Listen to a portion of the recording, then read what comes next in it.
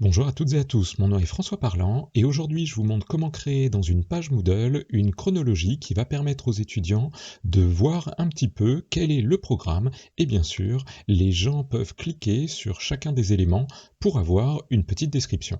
C'est parti! Passez en mode édition, cliquez sur Ajouter une activité et cliquez sur Contenu interactif H5P. Lorsque vous êtes ici, descendez un petit peu plus bas et vous allez trouver la liste complète de toutes les activités disponibles dans H5P. Celle qui nous intéresse, c'est la chronologie. Je vais donc taper dans la recherche et en fait la chronologie s'appelle Timeline en anglais. Lorsque je clique dessus, j'arrive sur un formulaire dans lequel je peux remplir tous les différents champs qui vont me permettre d'animer ma chrono. Bien sûr ici, je ne vais pas m'embêter sur le titre, ça va être ma chrono.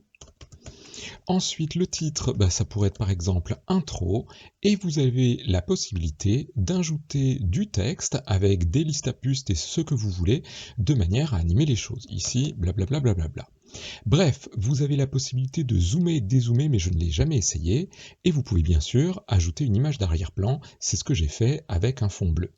Ensuite, vous pouvez rajouter différents médias, à vous de voir ce que vous avez envie de rajouter.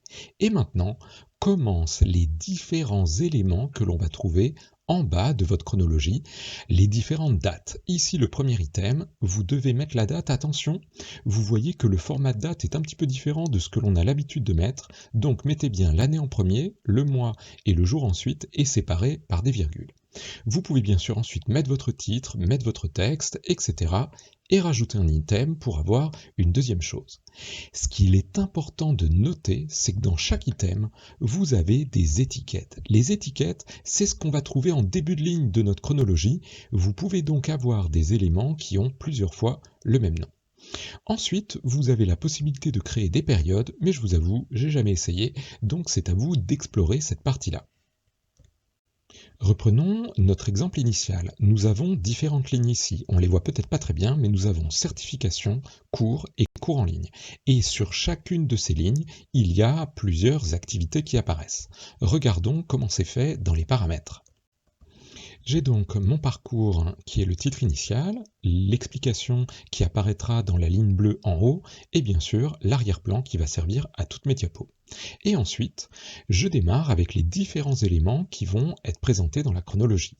Je dois mettre donc mes dates, le titre qui apparaîtra en haut, l'explication et bien sûr ici l'étiquette, c'est-à-dire la ligne sur laquelle ça doit apparaître. Et vous voyez qu'ici, j'ai une étiquette qui va s'appeler cours et qui va contenir cet élément.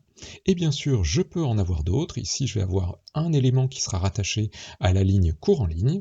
Ensuite, un autre élément qui sera toujours sur la ligne cours en ligne.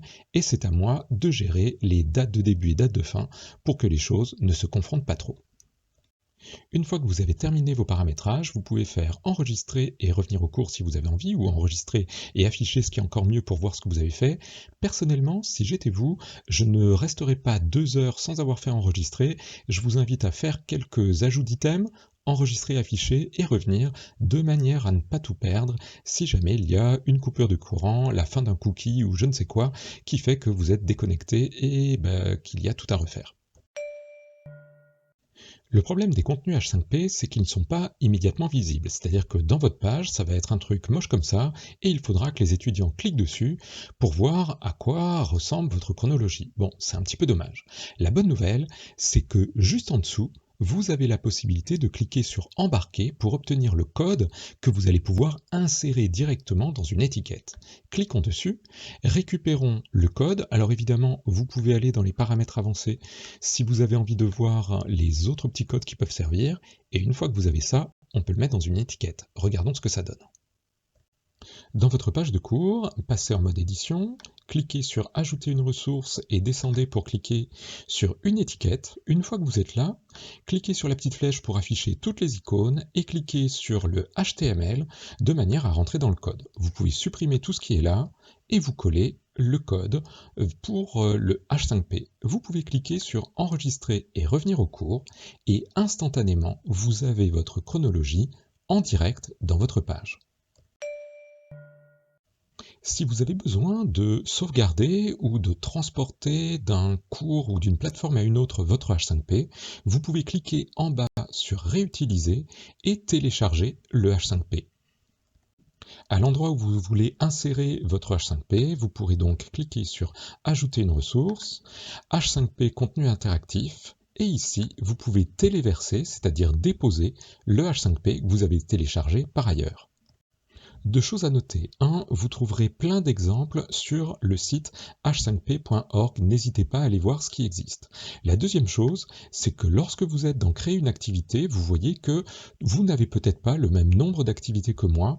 N'hésitez pas à les télécharger ou à voir avec votre responsable Moodle pour avoir toutes les activités, notamment la chronologie, la fameuse timeline. Voilà, j'espère que ceci vous a plu. Bonne continuation. À très bientôt. Au revoir.